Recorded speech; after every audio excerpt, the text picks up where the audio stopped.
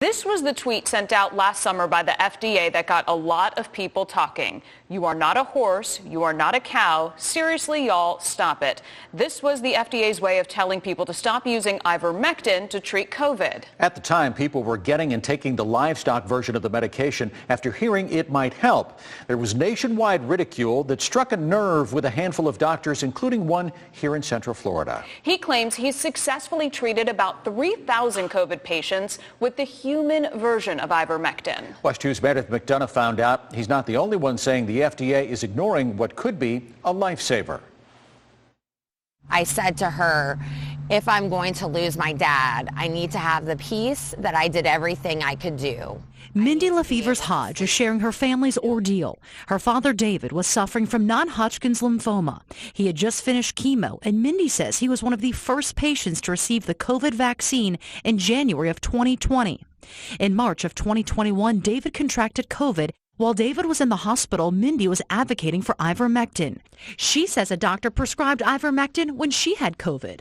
But literally after the first dose, I felt so much better. So what is ivermectin? It's actually considered a wonder drug. The person who made it actually got a Nobel Peace Prize for it in 2015. According to Chest Journal, a peer-reviewed medical journal, ivermectin was developed in the late 1970s to treat parasitic infections. Originally, it was used in veterinary medicine, but was found to safely treat parasitic illnesses in humans, like scabies, worms, and river blindness. Chest Journal also reported 3.7 billion doses of ivermectin have been distributed globally over the past 30 years for humans. The World Health Organization names ivermectin on its essential medicines list. So for Mindy, her frustration only grew that her father was being denied ivermectin in a local hospital. Not until day 6, when he was being transferred to ICU, did a doctor agree to try ivermectin. He should not have lived, and he was going downhill every single day until the ivermectin started and we started seeing improvement. Dr. John Littell says Mindy's family story is far too familiar. Hello, how are you? I know from my own experience that tens of thousands of Americans lost their lives because the medical profession refused to accept that there was effective early treatment.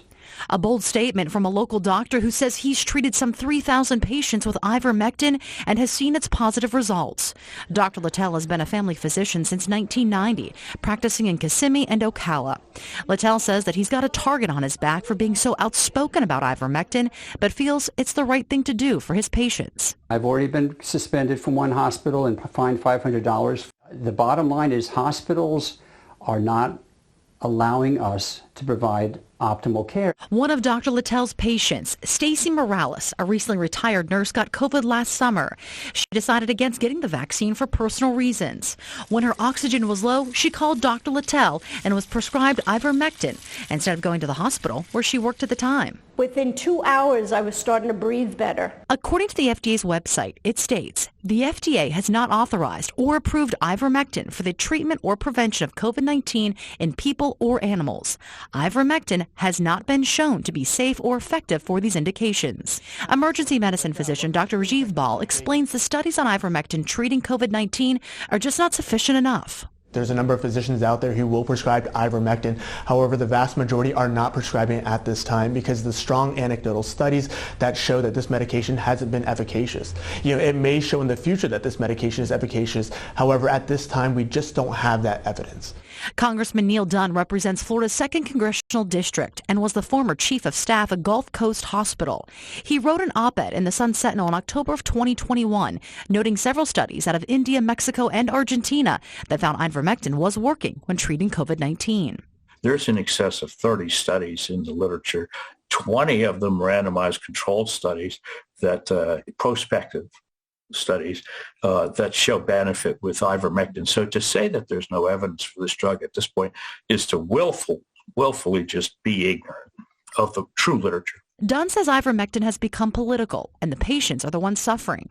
He encourages healthcare professionals like Dr. Littell to share their experience with ivermectin. We have a secret society of doctors anymore who really get it. It's time that they were able to come out of the closet and be real docs and be real advocates for their patients. Meredith McDonough, WESH 2 News.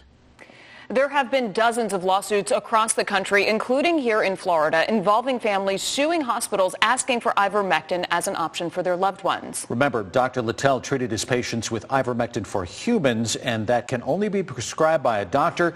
No doctors recommend anyone try to treat themselves with ivermectin meant for animals. It's also important to point out that right now the National Institutes of Health is funding a trial to test the safety and effectiveness of ivermectin and other drugs on COVID-19.